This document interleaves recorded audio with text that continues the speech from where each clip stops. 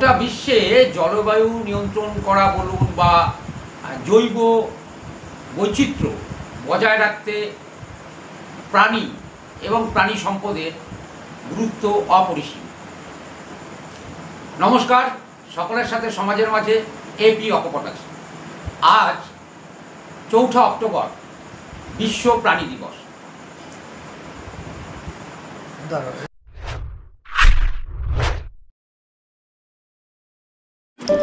অর্শ রোগের ধন্বন্তরী চিকিৎসা। আজই আসুন।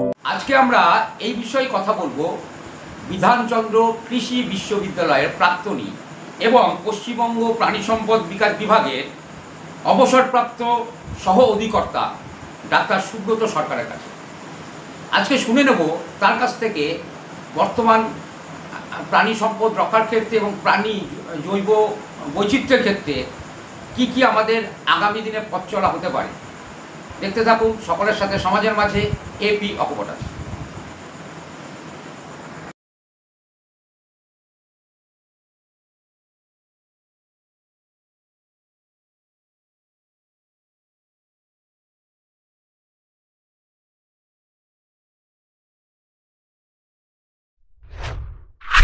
নমস্কার।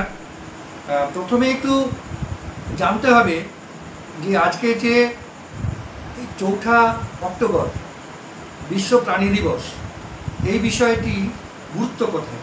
প্রথমে এই বিশ্ব প্রাণী দিবস বলতে আমরা কি বুঝি, এটা বলতে গেলে আমাদের মাথায় রাখতে হবে যে রাষ্ট্রসংঘ যে বিশেষ কতগুলো দিন তাতে বিভিন্ন রকম সিদ্ধান্তের মাধ্যমে আন্তর্জাতিক স্তরে পালনীয় করে রেখেছে আমাদের বিভিন্ন রকম গুরুত্বপূর্ণ এবং তাৎপর্যপূর্ণ দিনগুলো। তার মধ্যে অন্যতম হচ্ছে বিশ্ব প্রাণী দিবস। এই দিবসে শুধু একটা দিবসের জন্য নয়, সারা বছর ধরে এগুলো পালনীয়, তবু একটা নির্দিষ্ট দিনকে নির্দিষ্ট করা হয় যে এই দিনটিকে আরও গভীরভাবে ভাবা, সবাই একত্রিত হওয়া এবং পর্যালোচনা করার জন্য একটা নির্দিষ্ট দিন ঠিক করা হয়।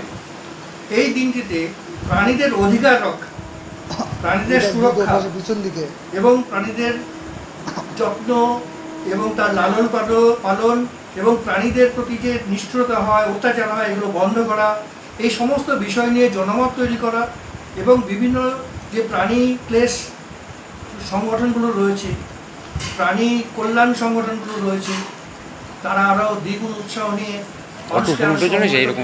তাদের কাজকর্ম চালিয়ে নিতে পারে। সেই জন্য চিহ্নিত করা। 1925 সালে জার্মানির হেনরিক জেকারম্যান, একজন লেখক, একজন প্রকাশক এবং উনি জার্মানির পররাষ্ট্র বিভাগের মন্ত্রী ছিলেন। জীবনে অত্যন্ত প্রাণীদেরকে ভালোবাসতেন। প্রাণীদের জন্য তার বিরাট একটা আন্তরিকতা, জীবনে একটা বড় অংশ প্রাণী কল্যাণে কেটেছে। তিনি প্রথম চালু করেন এই প্রাণী দিবস হিসেবে আন্তর্জাতিক স্তরে যাতে পালন করা যায়। প্রথমে আন্তর্জাতিক স্তরে সেটা গ্রহণযোগ্য হয়নি। তিনি প্রথম চালু করেন যেটা সকলের কাছে গ্রহণযোগ্য হতে পারে, সবাই প্রাণীকে ভালোবাসতে পারে। তারপরে 1931 সালে ইতালিতে পরে হচ্ছে 1931 সালে ফ্রান্সে একটা প্রাণী ক্লেশ এবং প্রাণী বিশেষ একটা সেমিনার আয়োজিত হয়েছিল রাষ্ট্রসংঘ প্রাণী কল্যাণ কংগ্রেস, ফ্রান্সে হয়েছিল। সেইখানে প্রথম আন্তর্জাতিকভাবে রাষ্ট্রসংঘ দ্বারা স্বীকৃত হয় এবং সেটা 4 অক্টোবরকে ধার্য করা হয়। 4 অক্টোবর কেন? 4 অক্টোবর ছিল মূলত ইতালীয় একজন ধর্মযাজক সেন্ট ফ্রান্সিস, উনি সারা জীবন দিক আছে ব্যক্তিগতভাবে প্রথম জীবনে পরিবারের সন্তান ছিলেন, কিন্তু পরবর্তী পর্যায়ে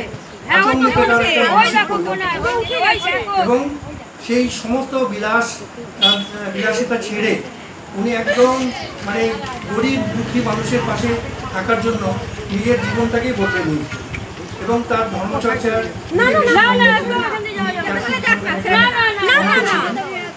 সেইখানে যেমন ধর্মাচরণ করেছেন, তেমনি প্রাণী কল্যাণের যে বিশেষ দিন একটা ফিস্ট তাদের সেই ধর্মে যে চৌঠা সেই দিনে সারা পৃথিবী জুড়ে তারা যে ধর্মের যে খ্রিস্টান ধর্মাবলম্বী ক্যাথলিক ধর্মের যারা, তারা এই দিনটাকে অত্যন্ত গুরুত্ব দিয়ে এবং তাৎপর্য দিয়ে পালন করেন। এবং এই দিনটিতে তিনি প্রাণীদের সম্বন্ধে যাবতীয় চিন্তাভাবনা, তাদেরকে ভালোবাসা, তাদেরকে ভালো রাখা, তাদের কল্যাণ সংক্রান্ত বিশদ আলোচনা, এবং শুধু আলোচনার মধ্যে নয়, তার প্রকৃতপক্ষে বাস্তব রূপও তিনি দিয়েছিলেন। এবং সেই দিনটাকে স্মরণ করে তাকে গুরুত্ব দিয়ে এই দিনটাকে বিশ্ব প্রাণী দিবস হিসেবে পালন করা। আর বর্তমানে দেখা যাচ্ছে যে বহু প্রাণী বিলুপ্ত হয়ে গেছে। আপনি তো দীর্ঘদিন প্রাণীদের নিয়ে কাজ করেছেন, এ বিষয়ে আপনার বক্তব্যটা যদি তুলে ধরুন। দেখুন, প্রাণী বিলুপ্ত হওয়ার পিছনে একটা প্রাকৃতিক বিষয় তো রয়েছে। কারণ আমরা জানি, আমরা ইতিহাসেই পড়েছি, অনেক বড় বড় বিশাল আকারের প্রাণী ছিল, ডাইনোসর বা ম্যামথ, এই ধরনের কিছু প্রাণী ছিল।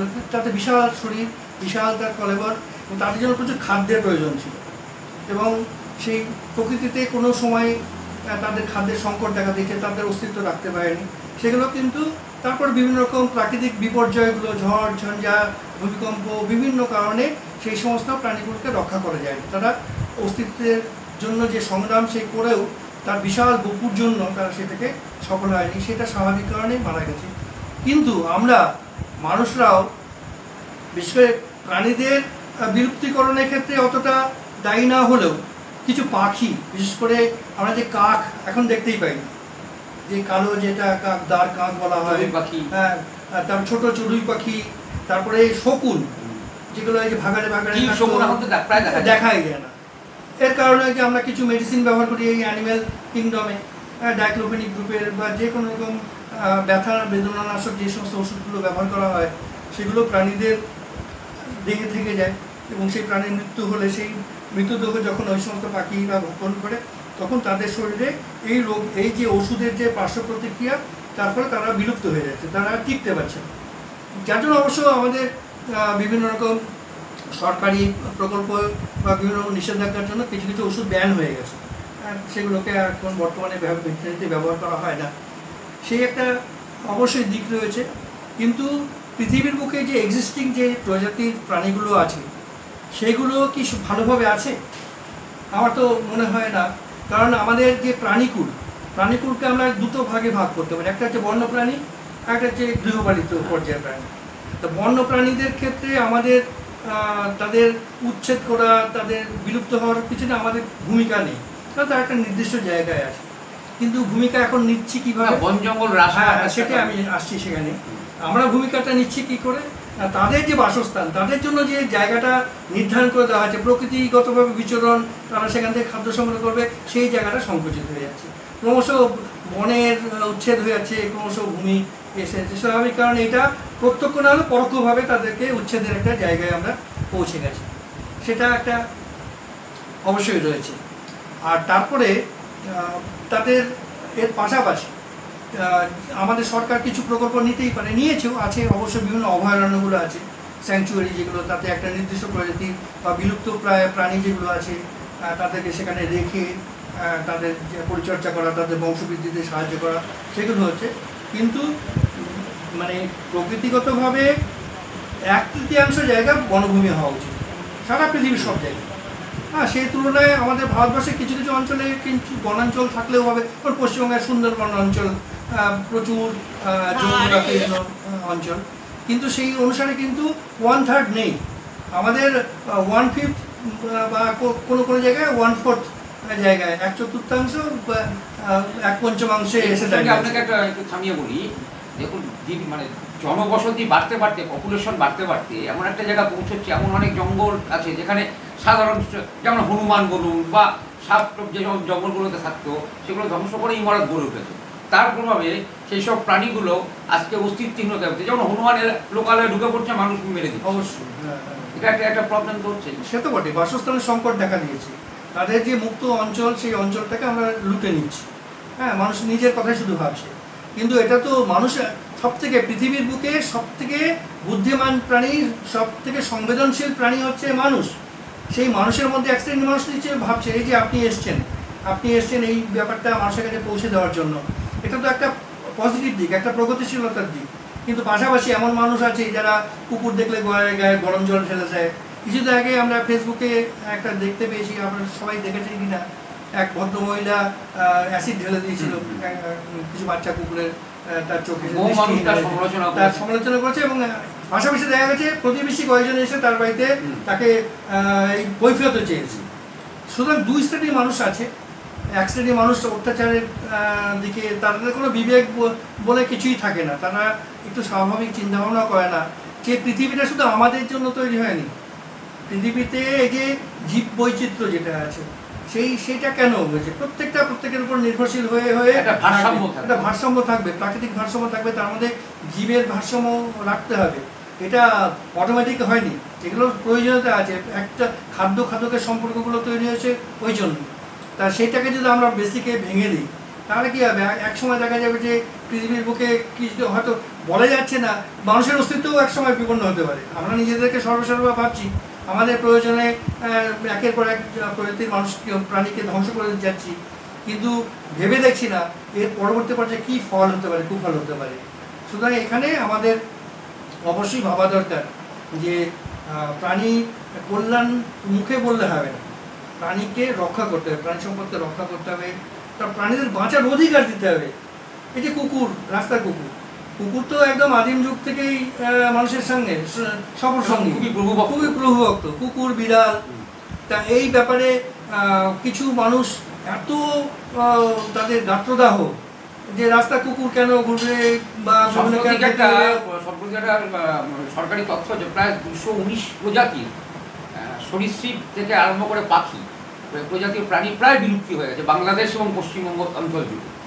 সেই পরিসংখ্যানটা আমার কাছে নেই, আপনি যদি এই প্রতিবেদনে পেশ করেন তাহলে ভালো হবে, সেটা সবার পক্ষেই জানা সুবিধা হবে। কিন্তু আমরা খোলা দৃষ্টিতে যদি দেখি কোন প্রজাতি বিলুপ্ত হয়েছে, তো একটা পরিসংখ্যানগত ব্যাপার, কিন্তু আমাদের খোলা দৃষ্টিতে আমরা দেখতে পাই যে আমরা মানে শুধু পৃথিবীতে যেন মানুষের বাসভূমি, শুধু মানুষেরই বাস করার অধিকার রয়েছে। কিন্তু তাহলে উদ্ভিদ, তো আমরা ফসল ফলাই কেন, উদ্ভিদকে তাহলে বাড়তে দিই কেন? তাও কিন্তু স্বার্থপরতার মধ্যে নিজেদের প্রয়োজনে, যেটা আমাদের প্রয়োজনে লাগে, ধান থেকে বিভিন্ন রকম পণ্য ফসল, সেটাই করি, এমন কিছু বানাই না যেটা আমাদের কাজে লাগবে না। তার মানে পুরো বিষয়টাই একটা স্বার্থকেন্দ্রিকতা রয়েছে। আর অনেক উদ্ভিদ তো আছে, অনেক বিলুপ্ত হয়ে যাচ্ছে। আপনি দীর্ঘদিন প্রাণী সম্পদের বিভাগে দক্ষতার সাথে সামলেছেন, সে প্রেমে বলি দেখুন যে আমাদের যেটা মনে হয়েছে, যেমন এই যে আজকে বনসৃজনের কথা বলা হয়, তো এক্ষেত্রেও তো পাখিদের বিরাট গুরুত্ব আছে। গাছে ফল হয়, পাখি এসে ঠোকরায়, তার থেকে বীজ পরে তার থেকে আবার নতুন গাছ জন্মায়, এটা তার রিসাইকেল ব্যবস্থা আছে। পাখি যদি বিলুপ্ত করি, আমরা যদি না রাখি, তাহলে হচ্ছে সে আমাদের বনসৃজন বা পরিবেশ বাঁচানোর জন্য গাছ লাগানোর কথা বলবো, সেক্ষেত্রেও তো একটা সংকট দেখা যায়। ঠিকই তো যেমন পতঙ্গ পরাগ সংযোগ করে যায়, ফুল ফল তৈরি হয় বিভিন্ন রকম, তেমনি বীজটাকেও তার একটা ফল, পাকা ফল নিয়ে দূরে কোনো একটা জায়গায় বসে খেলো। কারণ পাখি কী হয়, পাখি সবসময় নিরাপদ আশ্রয় খোঁজে। চারদিকে কোনো, আপনি যদি পাখিকে একটু খাবার ছিটিয়ে দেন, পাখির সাথে সাথে আসবে না, চারদিকে দেখে নেবে। আপনি যখন নিরাপদ দূরত্বে থাকবে, তখন এক সময় নামবে, নেমেই সে সাথে সাথে উপরে মগডালে চলে যাবে, সে এক টুকরো খাবার নিয়ে। সে জানে যে এখানে আমার ভয় আছে, ওইখানে একটা নিশ্চিত যায়। সেই জন্য পাখি যখন ফল সংগ্রহ করে, সেখানে সবসময় গাছের ডালে বসেই ফল খায় এরকম ব্যাপার নয়, ছোটো ছোটো ফল হলে মুখে করে নিয়েও তুলে চলে যায়, এবং সেখান থেকে ফল খাওয়ার পরে যে বীজটা থাকে, সেই দূরবর্তী কোনো একটা জায়গায় সেই বীজ থেকে আবার পরবর্তী গাছ তুলে। এটা অবশ্যই, এটা এই যে গাছের যে বিস্তার, গাছ তো স্থিতিশীল, গাছ তো একটা জায়গা থেকে আরেক জায়গায় যেতে পারে না। এই যে বিভিন্ন জায়গায় গাছগুলো গড়ে উঠছে, বেড়ে উঠছে, এটা আমাদের অক্সিজেন দরকার। পাখি একটা বিরাট ভূমিকা। আসলে আপনি আজকে যে বিষয়টা নিয়ে আলোচনা করছেন, এটা কিন্তু সামগ্রিক পরিবেশ রক্ষার বিষয়, অঙ্গাঙ্গী জড়িত। এই বিষয়ে আজকের দিনে দাঁড়িয়ে আমাদের এপি অকপট মাধ্যমে আপনি আগামী প্রজন্মের কাছে আর বিশেষ বার্তা যদি আপনার দিক থেকে থাকে বা কোনো সাজেশন থাকে যদি দেন। সাজেশন মানে প্রথম সাজেশন হচ্ছে, সাজেশন বলবো না, প্রথমে আবেদন বলবো। প্রথম আবেদন যে আগে মানবিক হন।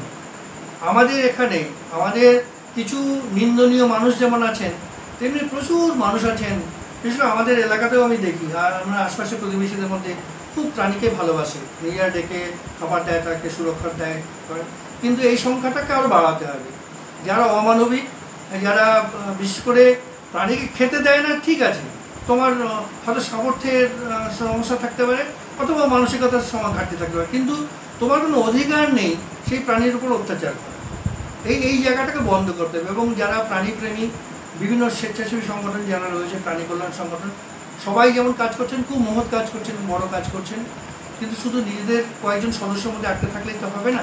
আপনারা যেমন সমস্ত সংগঠন যেমন জনসচেতনতার কাজ করেন তেমনি করছেন, আমি তেমনিভাবে আবেদন রাখছি সাধারণ মানুষের কাছে, আপনারা সবাই আসুন। শুধু পৃথিবীটা শুধু মানুষের জন্য নয়, সারা বিশ্ব জুড়ে বিভিন্ন প্রজাতির প্রাণী, উদ্ভিদ, সবাই একসাথে বাঁচে এবং পরিবেশের ভারসাম্যটা তৈরি হোক, জীব বৈচিত্র্যটা বজায় থাকুক, খাদ্যের সম্পর্কটাও থাকুক। নাহলে আমরা খাদ্য পাবো কোথায়? এটা তো ঘটনা। মাংসাশী প্রাণী খাবার কোথায় পাবে যদি আমার সব প্রাণী সব মেরে ফেলাও না? প্রাণী সৃষ্টি হবে, ধ্বংস হবে, মৃত্যু হবে। প্রজাতিকে বজায় রাখতে হবে আর নিষ্ঠুরতা বন্ধ করতে হবে। আমরা যারা ডোমেস্টিকেটেড অ্যানিম্যাল যারা যেগুলো রয়েছে তাদের প্রতি একটু ভালো ব্যবহার করি। বিশেষ করে দেখবেন, আপনারা খেয়াল করছেন, এখন অতটা দেখা যায় না, এই যে ঘোড়ার গাড়ি, গরুর গাড়ি মালপত্র নিয়ে যেতে পারছে না, পিঠে একের পর এক কষাঘাত করে। এখন তো ঘোড়ার গাড়ি উঠে গেছে, কিন্তু লাঙলের ক্ষেত্রেও একটা ব্যবহার করা হতো, সেগুলো উন্নতি হয়েছে অবশ্যই, এটা স্বীকার করতে হবে। সার্কাসে জন্তু জানোয়ার খেলা দেখানো বন্ধ হয়ে গেছে, পাখিকে এখন আর ছোটো খাঁচার মধ্যে রাখা যাবে না, এই বিষয়গুলো অবশ্যই আসছে। কিন্তু আমরা এই মুহূর্তে যে অত্যাচারটা করি, আশপাশে যে নিরীহ প্রাণীগুলো রয়েছে, যেটা মানে বোবা প্রাণী, তাদের উপরে যে আমরা অত্যাচার করি, তারা শুধু ডাকে, বোবা মানে কথা বলতে পারে না সেই অর্থে বোবা, কিন্তু তারা নিজেদের মনের ভাব প্রকাশ করতে পারে না, তাদের শুধু কাতর দৃষ্টিতে তাদের সমস্যাটার কথা জানায়। সবাই আসুন আমরা একটু মানবিক হই, তাদের দিকে তাকাই। আর একটা কথা বলি যে দুটো আইন কিন্তু আছে, একটা হচ্ছে প্রাণী ক্লেশ নিবারণী আইন, আর একটা আছে যে প্রাণীদের প্রতি অত্যাচার এবং নিষ্ঠুরতা দমন আইন। এটা কিন্তু আইন আছে। সুতরাং অনেকে ভাবেন যে আমি করেছি, বেশ করেছি, আমার বাড়ির সামনে এই করেছে, এইগুলো কিন্তু আইন কেউ প্রয়োগ করে না। তাদের জন্য একটু সতর্কবাণী থাকুক। এবং যারা এই প্রাণী কল্যাণ নিয়ে কাজ করেন, বিভিন্ন সংগঠন করেন, তারা যদি এই আইনগুলোরও প্রয়োগের জন্য যথাযথ ব্যবহার করেন, তাহলে কিছুটা যেমন আবেদন থাকবে, তেমনি একটু তাদের মধ্যে ভীতিও থাকুক, যারা প্রাণীদের প্রতি বিভিন্ন রকম সাপের ক্ষেত্রে যেরকম আজকাল খুব মানুষ সাপ দেখে পিটিয়ে মারছে। সাপ অবশ্যই একটা প্রাকৃতিক সম্পদ, এবং সাপের তো এখানে বাসস্থান থাকার কথা নয়। সাপ জঙ্গলে থাকে, গর্তে থাকে, এখন জঙ্গল নেই। সাপ তো যেটা আপনি প্রথমেই বলছিলেন যে আমরা চারদিকে সংকোচন করে দিচ্ছি, বনভূমি থাকছে না, সমস্ত জন্তু জানোয়ার, শিয়াল এখন গ্রামে ঢুকে গেল, এমন কোনো গ্রাম দেখতে পাবেন শিয়াল নেই। শিয়াল তো এখানে ছিল না, আজ থেকে 30 বছর আগে শিয়াল ছিল না, যাবে কোথায়, চলে আসছে। সেই জন্য মানে অবশ্যই এই যে সাপের ক্ষেত্রে, সাপ না বেড়ে আমাদের এই আপনার উনি রেস্কিউ করে গভীর জঙ্গলে সেই ব্যাপারটা। হনুমান, আগে কিছু কিছু পরিবর্তন হয়েছে, আপনি সবসময় নেগেটিভ আমরা ভাববো না। যেমন হনুমানকে আগে দেখলে ঢিলাতো, এখন অনেকেই খাবার দেয়। এবং হনুমানের কোনো একটা আকস্মিক মৃত্যু হলে তাকে নিয়ে ধর্মীয় সংস্কারে তাকে দাহ করা, এটা কিছুই না, দাহ করাটা বড় নয়, ব্যাপারটা হচ্ছে তার প্রতি ভালোবাসা ছিল, সেই জন্য সেটা করতে পেরেছে।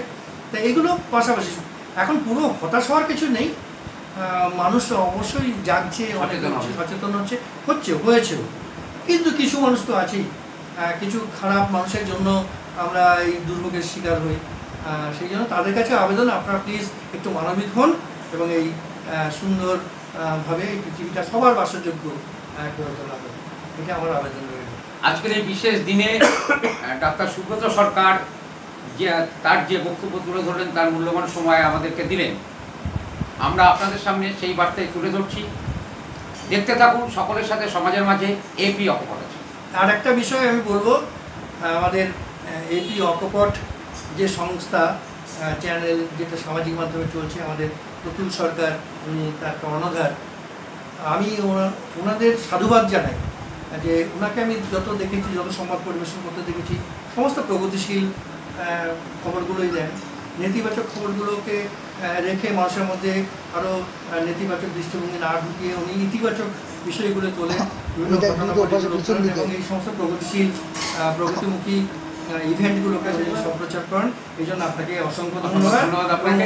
আপনার আরও ব্যাপকভাবে সমাজের বুকে জায়গা করে নিয়ে আসা। আমরা চাই সমাজ আরও সচেতন হোক, সেইরকম খবরই আমরা তুলে দিই। এই অংশের সৌজন্যে অমৃত শাড়ি মহল, জাগ্রত টাউন প্ল্যাটফর্ম, রেল কেবিনের পাশে শাড়ির সম্ভার। শারদ শুভেচ্ছায় কাকলি জুয়েলার্স, চাকদহ থানার মোড়। হলমার্ক গহনার বিশ্বস্ত প্রতিষ্ঠান, আজই আসুন কাকলি জুয়েলার্স। সুচিকিৎসার বিশ্বস্ত প্রতিষ্ঠান, ঘোষ মেডিকেল, পালেশ্বরী সুপারমার্কেট, পালপাড়া। অর্শ রোগের ধন্বন্তরী চিকিৎসা, আজই আসুন RM চোখ অ্যান্ড আয়ুর হেলথ কেয়ার। সম্পূর্ণ সুচিকিৎসার জন্য আজই আসুন।